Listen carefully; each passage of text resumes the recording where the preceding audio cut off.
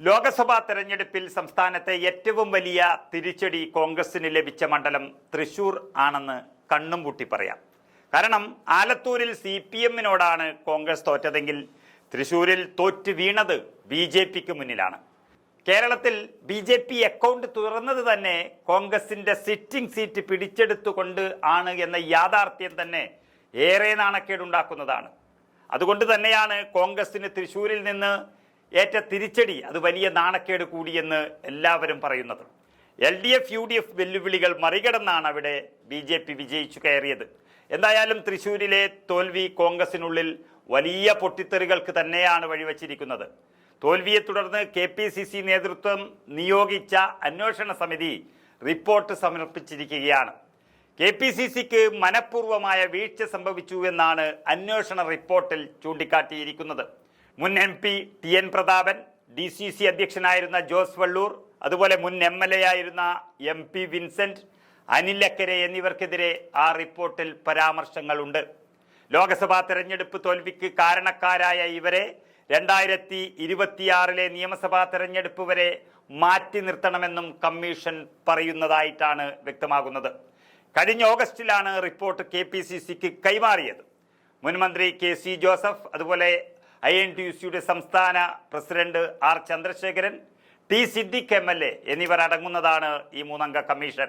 ഈ കമ്മീഷന്റെ ശുപാർശകൾ അംഗീകരിക്കുകയോ നടപ്പിലാക്കുകയോ ചെയ്താൽ തൃശൂർ തെരഞ്ഞെടുപ്പ് തോൽവിയുടെ അവസാന നടപടിക്രമമായി ചില നേതാക്കന്മാരുടെ തലകൾ കൂടി ഉരുളുമെന്ന കാര്യത്തിൽ തർക്കമില്ല. കരുവന്നൂർ ബാങ്ക് വിഷയത്തിൽ പാർട്ടി ഇടപെടൽ സുരേഷ് ഗോപിക്ക് അവസരമൊരുക്കിയെന്ന് റിപ്പോർട്ടിൽ അടിവരയിട്ട് പറയുന്നുണ്ട്.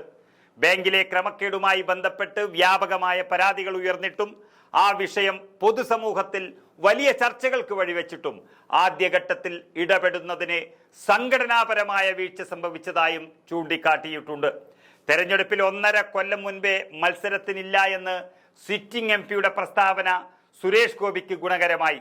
മുൻ MP-യുടെ പ്രവർത്തനം മണലൂരിലും ഗുരുവായൂരിലും മാത്രം ഒതുങ്ങിയെന്നും TN Prathapan, Jose Vallur, MP Vincent, അതുപോലെ അനിൽ അക്കര എന്നിവരുടെ ഭാഗത്ത് നിന്ന് മനഃപൂർവമായ വീഴ്ചയുണ്ടായി എന്നും ഈ റിപ്പോർട്ടുകൾ പറയുന്നു. BJP വോട്ടുകൾ അധികമായി ചേർത്തത് തിരിച്ചറിയാൻ പോലും കഴിഞ്ഞില്ല എന്നും ഇത് കണ്ടെത്തി നീക്കം ചെയ്തിട്ടില്ല എന്നുമാണ് അന്വേഷണ റിപ്പോർട്ടിലെ മറ്റൊരു വിമർശനം. അതായത് തൃശൂർ DCC നിശ്ചലമായിരുന്നു തെരഞ്ഞെടുപ്പ് സമയത്ത് എന്നർത്ഥം. അതുപോലെ മറ്റു മണ്ഡലങ്ങൾ കയ്പമംഗലം, കൊടുങ്ങല്ലൂർ, ചാലക്കുടി, ആലത്തൂർ, പൊന്നാനി, ചേലക്കര, കുന്നംകുളം, വടക്കാഞ്ചേരി നിയോജക മണ്ഡലങ്ങളിലെ വോട്ടർമാരെ ഇത്തരത്തിൽ BJP അനധികൃതമായി ഇതിലേക്ക് വോട്ട് ചെയ്യിപ്പിച്ചുവെന്നും അത് തിരിച്ചടിയായെന്നും അന്വേഷണ കമ്മീഷൻ കണ്ടെത്തിയിട്ടുണ്ട്. ആ 3 പേർ കണ്ടെത്തിയ കാര്യം പോലും കണ്ടെത്താൻ ഒരു DCCക്ക് കഴിഞ്ഞില്ല എന്നുള്ളത് തന്നെയാണ് ഏറെ വീഴ്ച.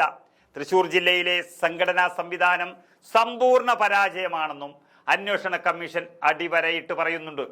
2010 ത്രിതല പഞ്ചായത്ത് തിരഞ്ഞെടുപ്പിൽ നേടിയ ആധികാരികമായ വിജയത്തിന് ശേഷം തൊട്ടടുത്ത വർഷം സംസ്ഥാനത്ത് UDF അധികാരത്തിൽ വന്നപ്പോൾ പോലും തൃശൂരിൽ പാർട്ടി അപ്രതീക്ഷിത പരാജയത്തിലേക്ക് വഴുതി. അതിനുശേഷം ഇങ്ങോട്ട് എവിടെയും തിരിച്ചു വന്നിട്ടില്ല.